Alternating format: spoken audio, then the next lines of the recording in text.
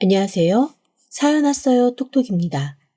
구독과 좋아요, 알림 설정 꼭 부탁드립니다. 그럼 오늘의 이야기 시작해 보겠습니다. 아주 평범한 저녁이었습니다. 아침에 출근하던 남편의 생선구이가 먹고 싶다는 말에 마침 가을이니 전어나 사다가 좀 구워 먹어야겠다라는 생각을 해서 퇴근길에 전어를 몇 마리 사가지고 들어왔거든요. 부랴부랴 부엌 정리를 하고 전어를 살살 구웠습니다. 같이 곁들이면 좋을 것 같아서 칼칼한 고추장찌개도 끓였지요. 이제 남편만 오면 같이 새로 한밥 떠서 식사하면 되겠다 싶어 기다리고 있는데 꽁무니에 불이라도 단 듯 남편이 집으로 들어와 저한테 버럭 소리를 지르더라고요. 당장 중요한 것만 빨리빨리 챙기라나요? 대체 이게 무슨 소리인가 싶어 혼자 어버버 하면서 서 있었더니 남편이 얼굴이 하얗게 질린 채 다시 저를 체근하기 시작했습니다. 빨리 짐 싸라니까. 얼른 싸라고. 아니 이게 무슨 일인데 갑자기 왜 짐을 싸라는 거야? 길게 설명할 시간이 없어. 빨리 짐 싸서 나가야 돼. 그런데 남편의 말이 끝나기가 무섭게 영화나 드라마에서 본 것 같았던 덩치가 일반 사람의 3배는 될 만한 사람들이 우르르 뛰쳐 들어왔습니다. 그리고는 막무가내로 저희 집을 다 휘저어가며 살림들을 하나하나 빼나가기 시작하더라고요. 제가 말렸지만 아무런 소용이 없었습니다. 이게 뭐 하는 짓이냐고 버럭버럭 소리를 질렀는데 그것조차 다 무시하고 제 가방이며 옷, 그리고 은으로 된 자꾸 가느다란 실반지 하나까지 싹 다 가지고 나가더라고요. 게다가 남편은 쓰러진 저는 그대로 두고 미친 듯이 혼자 베란다를 넘어 도망을 가고 말았습니다. 저희 집이 2층인데 밖에 있는 기둥을 타고 쏜살같이 도망을 가더라고요. 어이가 없었습니다. 남편의 뒤를 쫓아 2~3명은 밖으로 뛰쳐나갔고 나머지 사람들은 계속 집을 뒤졌습니다. 마치 허리케인이 지나간 것처럼 순식간에 집은 초토화되었고 시끄러운 소리에 뛰쳐나온 이웃들이 웅성웅성거리는 목소리가 아주 멀리서 들리는 메아리 같더라고요. 그 사람들이 집에 들어와서 이것저것 뒤진 거는 불과 30~40분에 불과했지만 저한테는 30~40년보다 더 긴 시간처럼 느껴졌습니다. 그렇게 우르르 그 사람들이 사라지고 나서 저희 집에 남은 건 진짜 아무것도 없었어요. 제가 굽던 전어만 새카만 숯덩이가 돼서 연기를 풀풀 내고 있었죠. 황당함에 주저앉아 있는 저를 두고 남편은 뛰쳐나간 채 코빼기도 보이지 않았어요. 물론 전화도 받지 않았고요. 대체 이게 무슨 상황인가 싶어 일단 시부모님께 전화를 걸었습니다. 하지만 시부모님은 전화를 받지 않으셨고 남편은 문자만 하나 툭 보냈습니다. 어디 좀 숨어 있으라는 간단한 말이었죠. 사실 처음에는 친정을 갈까도 생각을 했었는데 이런 꼴로 친정을 가면 그나마 얼마 전 아빠 돌아가시고 나서 조금만 일해도 깜짝깜짝 놀라고 심장 떨려하는 엄마가 그대로 심장 멈춰 돌아가실 것 같더라고요. 갈 데가 없어 혼자 근처에 있는 작은 모텔로 자리를 옮겨 누웠습니다. 거기에 그러고 있자니 더 황당함이 밀려오며 지금 내가 전어 굽다 말고 이게 무슨 상황인가 싶어 제보를 꼬집고 또 꼬집었죠. 어디서부터 뭐가 잘못된 건지 한번 고민해보기로 했습니다. 그렇게 몇 시간이나 있었을까? 갑자기 제 전화기가 울리더라고요. 고요한 가운데 혼자 앉아있다가 전화기 울리는 소리에 얼마나 놀랐는지 정말 간이 떨어지고 심장이 쪼개지는 것 같았습니다. 덜덜 떨리는 손으로 전화를 받으니 남편이더라고요. 저한테 아무래도 엄마 아빠가 뭔가 사고를 치신 것 같다며 당분간 좀 떨어져 있는 게 낫겠다고 자기가 일을 수습하면 연락하겠다고 하는 겁니다. 그래서 제가 대체 무슨 사고냐, 사고 수습은 같이 해야지 뭘 당신 혼자서 그렇게 다 하려고 하냐라고 했더니 남편이 그냥 저는 모르는 척 있으라고 하면서 전화를 푹 끊어버렸습니다. 사람이 한순간에 멍해지고 바보 되는 거 진짜 금방이더라고요. 이 상황이 뭔지도 모르겠고 황당한 마음에 남편한테 더 이상 물어보지도 못하겠고 제가 한번 알아보기로 했습니다.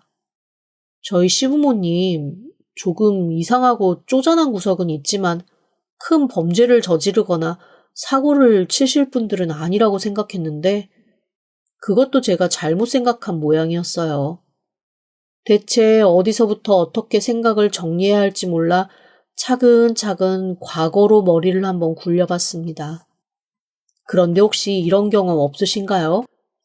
당시에는 조금 이상하다 싶어 그냥 넘어가고 주변 사람들이 아무리 야, 그거는 정말 아니다 라고 해도 혼자 뭔가에 씌인 것처럼 뭐 이 정도면 특이하긴 하지만 이해할 수 있어 라고 넘겼던 그런 경험이 있진 않으신가요? 사실 제가 처음 결혼한다고 했던 그때 제 주변 사람들은 모두 제 남편도 이상하지만 저희 시부모님이 더 이상하다며 제 결혼을 말렸습니다.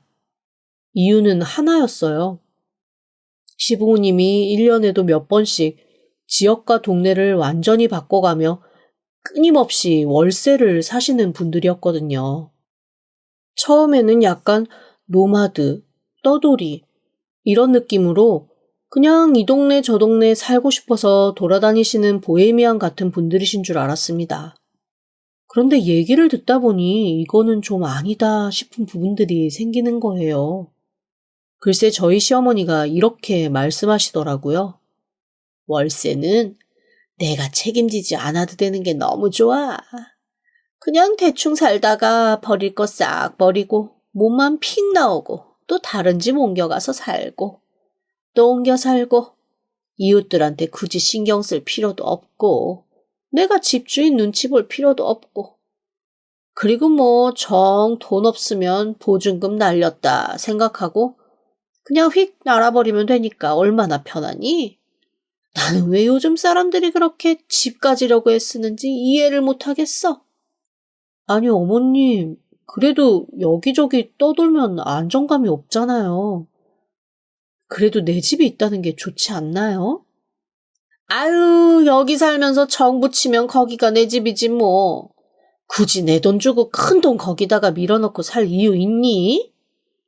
그런가요? 그래도 저는 제 집이 갖고 싶던데.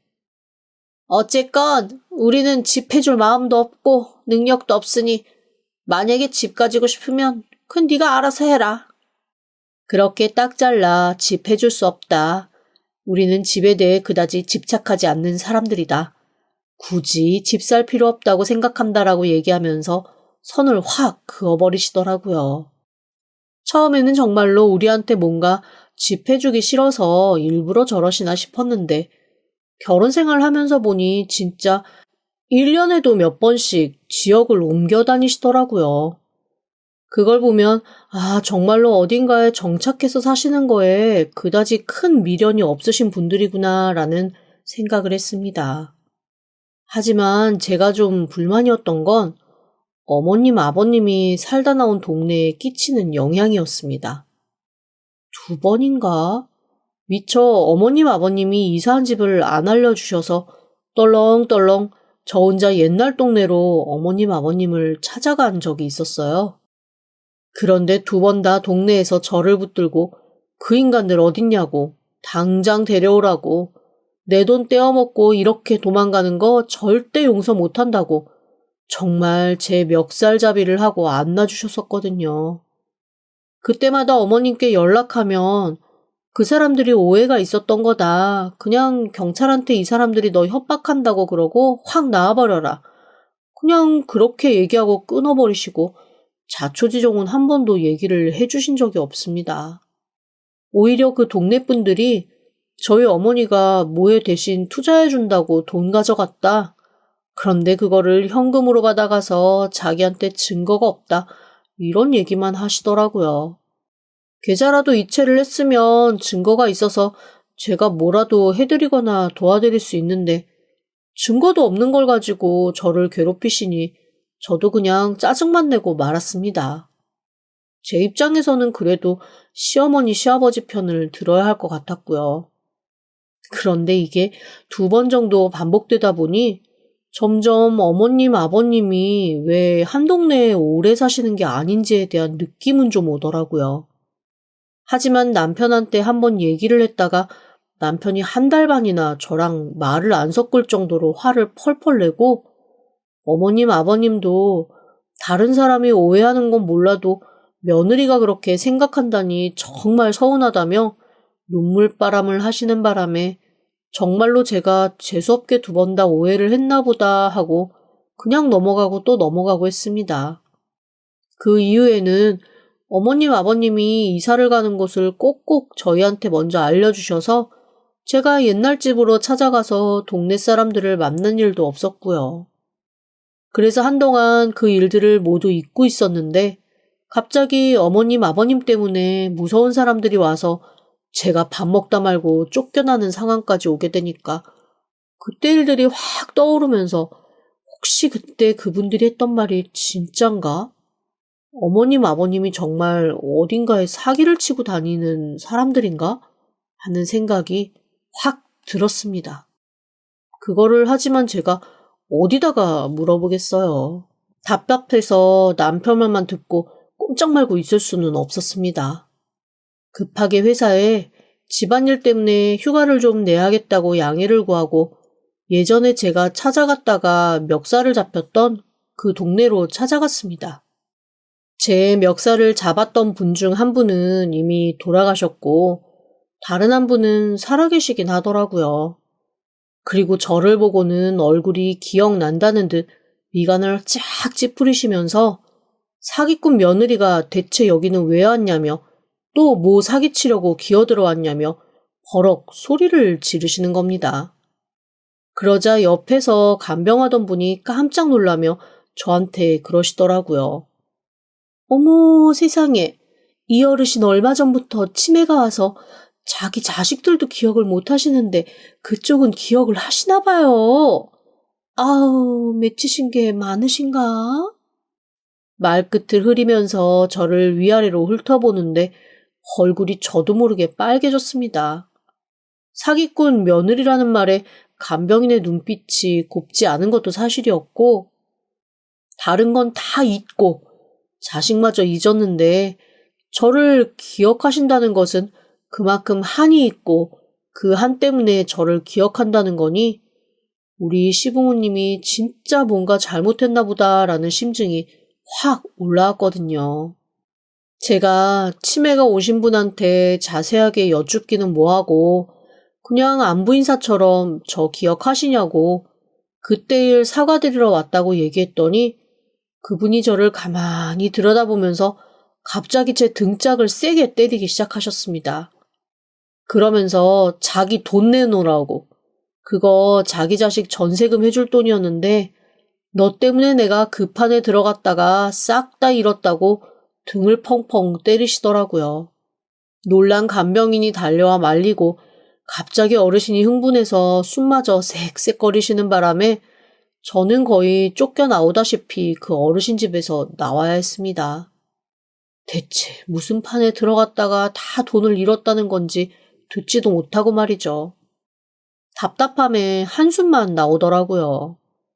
그렇게 터덜터덜 동네를 걸어 나오고 있는데 누군가가 저를 불러세우며 아는 척을 했습니다. 돌아본 곳에는 처음 보는 어르신이 서 계시더라고요. 제가 어리벙벙하며 절 아시냐고 물었더니 저희 시아버지 이름을 대면서 너 그 사람 며느리 아니냐고 자기가 얼굴 기억한다고 하시는 겁니다. 저희 시아버지와 엮여 있다면 분명히 또 좋은 일은 아니겠구나 싶어서 조금 긴장하며 고개 숙여 인사를 했더니 갑자기 그분이 혀를 끌끌 차며 저한테 이러시더라고요. 혼자 와서 여기저기 물어보고 다니는 거 보니까 좋은 일은 아니겠구만. 마치 점쟁이 도사처럼 그렇게 말씀하시는 걸 듣고 제가 물었습니다. 염치불구하고 좀 여쭐게요. 저희 시부모님 대체 여기서 무슨 일을 벌이셨던 거예요? 제가 진짜 너무 답답해서 여쭤보고 싶어서 왔어요. 무슨 일은 무슨 일이야? 도박판 설계해서 이 동네 노인들 노후자금 싹싹 들어먹고 날아버린 사기꾼들이지. 순간 머리가 멍해졌습니다. 너무 당황스러웠어요. 저희 시부모님 점 10원짜리 고스톱도 안 치시는 분들로 저는 알고 있었거든요. 왜 보통 명절 때 가족들끼리 모여서 미나투나 고스톱 같은 거 한 번씩 치잖아요.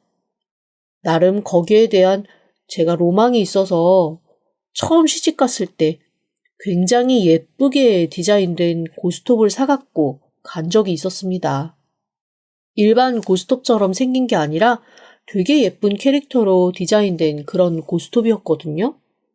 큰 맘 먹고 꽤 비싼 돈 주고 사가지고 가서 다 같이 식사가 끝난 후 야심차게 내밀면서 저희 식후 고스톱 한 판 하자고 했다가 저희 시아버지가 아주 매서운 얼굴로 우리 집에선 이런 거 안 한다. 다시는 이런 거 갖고 오지 말아라고 하시는 바람에 굉장히 머쓱했던 적이 있었거든요.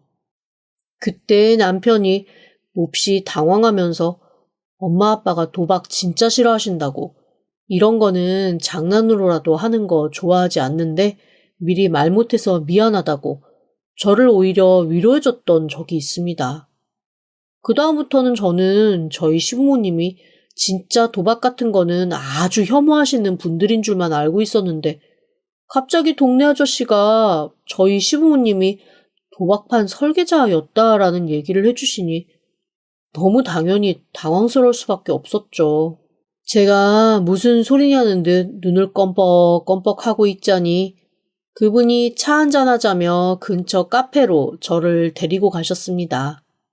그리고 제가 커피 한 잔을 다 마실 때까지 가만히 저를 바라만 보시다가 이런 얘기를 해주시더라고요. 내가 그래도 촉이라는 게 있는데 그쪽 시부모가 우리 동네에 와서 한참 놀 때 내가 그 시부모 사기꾼이라고 사람들한테 친하게 지내지 말라고 했다가 완전히 동네 왕따가 됐었거든? 아주 그냥 자기네들 돈 벌어주는 사람인데 그 돈 못 벌게 하려고 질투한다고 다들 얼마나 나를 구박했는지 몰라.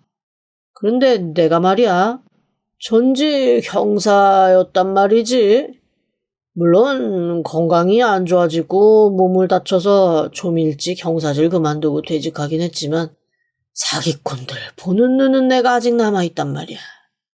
누가 봐도 사람들 등쳐먹으려고 사기치는 건데 그걸 가지고 나보고 엄한 사람 의심한다고들 그렇게들 구박하고 나를 왕따를 시켰어. 그런데 대체 저희 시부모님이 어떤 도박과 어떤 사기를 치신 거예요? 뭐 도박꾼들 하는 거 뻔하지 뭐. 처음에는 동네 사람들한테 그렇게 먹을 것도 갖다 주고 어디서 받았다고 사은품도 갖다 주고 일단 뭘 자꾸 줘. 그 다음에는 그 사은품 받는데 같이 가자고 꼬셔. 그러면 이 노인네들이 이때까지 자기네들이 받은 게 있고 먹은 게 있으니까 또 쫄래쫄래 쫓아간단 말이야. 그런데 거기 가니까 먹을 것도 주고 상품도 주고 뭔가 자기랑 비슷한 노인들이 모여서 놀기도 하거든? 이제 그때부터 서서히 거기 출퇴근하기 시작하면서 빠지는 거야. 저희 시부모님이 그러니까 그런 걸 하신 거라고요? 그렇게 해서 사람 끌어다가 처음에는 점 10원짜리 고스톱도 쳤다가 게임도 했다가 자꾸자꾸 이뤄주니까 노인들이 한 번 놀고 올 때마다 간식도 받아와, 선물도 받아와, 돈도 1, 2만 원 받아와. 얼마나 좋아. 그게 점점 중독으로 가는 거야. 그러다 빠지는 거고. 갑자기 가슴이 답답해져 왔습니다. 저희 시부모님이 그런 걸 하시느라 끊임없이 동네를 옮겨 다니셨다는 게 저한테는 정말 큰 쇼크였어요. 가만 보면 그렇게 돈이 많이 없으신 것도 아닌데 굳이 월세를 고집하셨던 이유가 돌아다니면서 여기저기 사기를 쳐야 하니 그랬던 거였더라고요. 그런데 제 충격은 거기서 끝나지 않았습니다. 저를 흘끔흘끔 보시던 그 전직 형사였다라는 그 할아버지가 저한테 툭 한마디 던지시더라고요. 그 집 남편도 한 팀일 텐데. 제가 너무 놀라 카페에서 앉아있다가 벌떡 일어나서 그분에게 저도 모르게 버럭 소리를 질렀습니다. 제 남편이 한패라고요? 그건 또 무슨 말씀이세요? 내가 알기로는 그쪽 남편이 부모님이랑 같이 사기치고 다녀. 사실 내가 이 정보들을 잘 모아서 내 후배였던 놈한테 전달을 해줬었는데 그 후배 놈이 어디로 꽁꽁 숨었는지 못 찾겠다고 그러더라고. 그때쯤 우리 마을에서 도망가고 나갔거든. 뭐 그래도 그 놈이 찾으려고 하면 찾았겠지만 쥐도 귀찮았겠지. 은퇴한 선배 얘기 듣고 움직이는 게. 근데 한 5, 6년 잠잠하다 싶었는데 어디서 또 다른 짓 저지르다가 이번에는 크게 걸렸나 보지? 갑자기 믿을 사람 하나 없다라는 생각에 한숨이 푹 터져 나오면서 저도 모르게 온몸에서 힘이 풀렸습니다. 그래서 제가 겪었던 일을 자세하게 그분께 말씀을 드렸죠. 그랬더니 그분이 콧웃음을 치면서 글쎄 이렇게 말씀하시더라고요. 아이고, 꼬리 자르기 당했구만. 꼬리 자르기라뇨? 그게 무슨 말씀이세요? 어디로 가서 대대적으로 판을 벌려야 되는데 나쁜 놈들한테 돈이나 뭐든 하여간 연관이 됐다가 그놈들한테 미끼 하나 던져주고 자기네들은 싹 숨어서 당분간 숨 고르게 하는 그걸 얘기해. 내가 볼 때는 집으로 쳐들어왔다는 그놈들이 당신 얼굴을 봤으면 당신한테 와서 돈 내놔라, 빚 갚아라 그럴 것 같은데 빨리 경찰한테 가서 일단 신고해요. 내가 볼 땐 당신 남편도 한패였고 당신 놓고 도망간 거야. 너무나 확신 어린 목소리로 그렇게 말씀하시는 걸 듣고 저는 대체 누구 말을 믿어야 하나, 아니 이 상황을 과연 내가 어떻게 받아들여야 하나 머리가 복잡해져 왔습니다. 사실 남편한테 며칠째 연락도 없고 제 전화도 받지 않아서 불안하고 초조하던 차였는데 남편도 한패라는 얘기를 단언하듯 하시는 분을 만나니 이거 완전히 내가 말려들었구나라는 생각과 함께 마음속 한편으로는 그래도 좀 믿어보고 싶다라는 마음이 왔다 갔다 하더라고요. 하지만 그분 말씀을 들어보니 일단 제 신변을 보호해야 되는 건 맞는 것 같아서 경찰서로 찾아갔습니다. 그리고 경찰서에서 저는 진짜 놀라운 사실을 알게 되었어요. 이미 저희 친정에 그 무서운 사람들이 왔다 갔던 듯 저희 엄마가 신고를 한 정황이 있더라고요. 제가 너무 정신이 없어서 저희 집 주소를 얘기한다는 걸 엄마 집 주소를 얘기했는데 경찰관이 고개를 갸웃하면서 그 주소로 이미 신고가 들어와 있는데요 라고 하셔서 알았습니다. 저희 엄마는 제가 말없이 가만히 있으니 이거 뭔가 큰일이 났는데 저한테 말하면 괜히 또 저 심란할까봐 그냥 꾹꾹 참고 계셨던 거였습니다. 엄마한테도 너무 미안하고 속이 상하더라고요. 그래서 뒤늦게 엄마한테 전화했더니 엄마가 덜덜 떨리는 목소리지만 아무렇지도 않게 제 전화를 받아서 별일 없냐, 큰일 없냐 라고 제 안부를 묻는데 갑자기 눈물이 터져 나왔습니다. 그리고 엄마한테 그냥 가볍게 자초지종을 얘기하고 엄마도 집에서 나와 당분간 저랑 같이 밖에 있자라고 얘기를 했죠. 엄마가 한숨 푹 쉬면서 아빠가 살아계셨으면 이런 일도 없었을 걸이라는 얘기를 하시는데 그냥 괜히 너무 죄송해서 몸둘 바를 모르겠더라고요. 어쨌건 그 나쁜 놈들이 엄마까지 찾아갔다는 사실을 알고 나니 이렇게 가만히 있을 수만은 없겠다라는 생각이 들더라고요. 그리고 분노가 치밀어 올랐습니다. 저한테 그동안의 사건들을 다 알려주셨던 그 형사 출신 동네 어르신한테 후배라는 그분을 소개받았습니다. 그래서 제가 알고 있는 거는 다 알려드리겠다고 말씀드렸죠. 어떻게 하든 이 사람들을 잡아서 죗값을 치르게끔 해야겠다는 생각밖에 없었어요. 혹시 어딘가에 은신할 곳이나 잘 가는 곳이 없냐는 얘기에 정말 머릿속에 있는 핏줄이 다 터져나갈 것처럼 끙끙거리며 생각을 하고 또 하고 하고 또 하고 또 했습니다. 그러다가 문득 제 뒤통수를 스치듯 지나간 기억이 하나 있었어요. 논산 쪽에 제 남편이 가끔 가는 캠핑장이 있는데 저는 안 데리고 가도 자기 부모님은 가끔 모시고 가더라고요. 그래서 제가 한 번씩 나도 좀 데리고 가라, 나도 가보고 싶다라고 하면 남편이 약간 농담하듯이 시부모님이랑 가는 여행 뭐 재밌냐고 저한테 방학 주는 것처럼 어머님 아버님 모시고 그렇게 일주일씩 갔다 오는 거니까 그동안 마음껏 혼자만의 시간 즐기라고 그렇게 얘기하곤 했거든요. 제 친구들은 나중에 그 얘기 들으면서 세상에 없는 남편이라며 그런 배려까지 할 줄 아는 사람 어딨냐고 다들 혀를 내둘렀었습니다. 다들 그렇게 얘기하니까 저 역시 이게 되게 남자가 할 수 있는 큰 배려인가 보다 하고 그냥 넘어가고 고마워하고 말았죠. 그런데 이 사달이 나고 나서 보니까 분명 거기에 뭔가가 있을 것 같은 겁니다. 그래서 제가 형사님께 논산에 있는 무슨 캠핑장을 부모님 모시고 항상 다닌다라고 얘기했더니 형사님이 서류를 막 뒤적이시다가 갑자기 고개를 갸우뚱 하시더라고요. 왜요? 무슨 근거가 있나요? 지금 그 얘기를 듣고 나니까 가장 자주 발견됐던 곳이 논산이긴 하네요.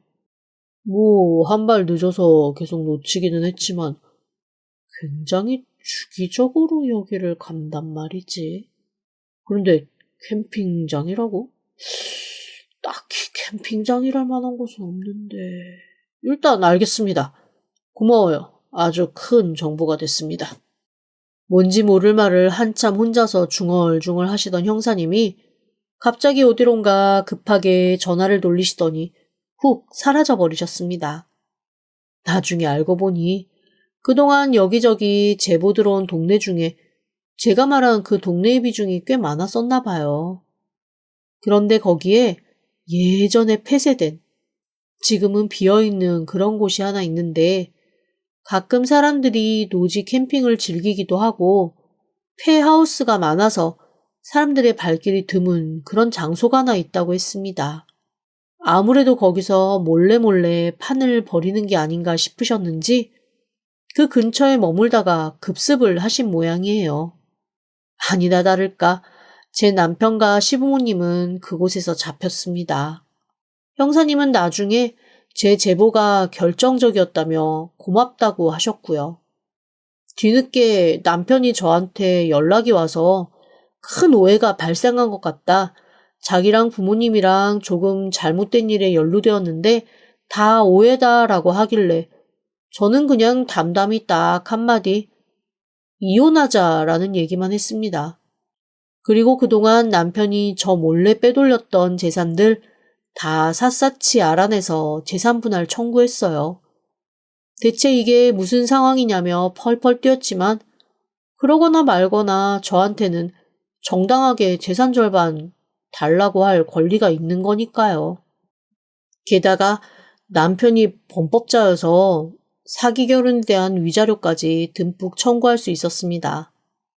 전어 굽다가 급작스레 제 인생이 바뀌어버리고 말았지만 사실 한편으로는 그 상황에 지금은 감사하고 있어요. 만약에 그 상황이 아니었다면 저는 지금까지 아무것도 모른 채 저희 시부모님은 그저 노마드처럼 여기저기 떠돌면서 사는 거 좋아하시는 도박 싫어하시는 분들이고 제 남편은 그런 부모님 살뜰하게 챙겨가며 가끔 캠핑장 모시고 다니는 효자라고 생각하며 살았을 게 뻔하니까요.